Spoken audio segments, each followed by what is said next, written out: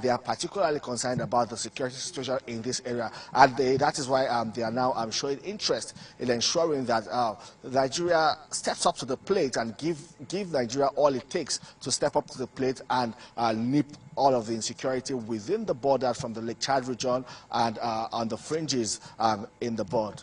Ambassador. Indeed, and we look forward to what we'll be hearing after that meeting with the President Bola Tinubu. Thank you very much, Femi Akonde, for us in Abuja. Well, let's return to Jos Plateau State, where 8 lawmakers duly recognized as members of the Plateau State House of Assembly held their first plenary session for the year outside the State Assembly complex.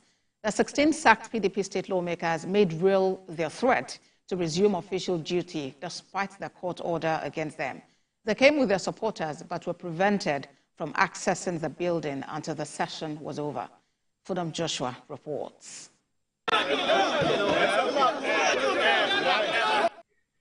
The supporters of the 16 sacked lawmakers are here protesting against the refusal to grant the embattled lawmakers access to the assembly premises. The sacked lawmakers at a briefing on Tuesday told journalists that the Supreme Court judgment that confirmed Governor Caleb Mutfwang as a duly elected governor of Plateau State also affirms their election and cancels the verdict of the Court of Appeal. The 8 lawmakers recognized in the state came early to resume official duty for the first time after their recess in November last year. The plenary lasted for a few minutes at the old government house, not the assembly complex. The speaker then addressed journalists on the latest developments. As you can see, we have called up the recess, as it was duly adjourned, and we are back to resume the legislative duty officially today, being 23rd day of January, believing that God Almighty will take control to begin the new year. As I'm talking to you, there are 32 members claiming 16 vacancies in the assembly. And as I said, we as lawmakers, we are not law interpreters, so we allow the institution, that is the judiciary, to do the needful by interpreting the law.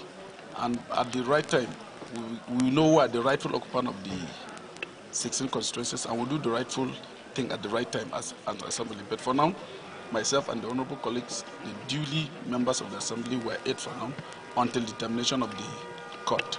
The 16 sacked lawmakers then arrived the area with their supporters. The supporters of the 16 lawmakers were not happy with the decision of security operatives to prevent access to the building. This is a convoy of the 16 sacked PDP lawmakers here in Jos, the Plateau State capital. They are here at the entrance of the government house. Security operatives are preventing them access to the floor at the moment. The leader of the group also briefed journalists on their next line of action. We agree absolutely with the position of the leadership of the Plateau State House of Assembly, and we abide by that. The issue of the 16 sacked PDP lawmakers is still at the court of law, and the next line of action will be determined by the court. Fudam Joshua, TVC News, Jos.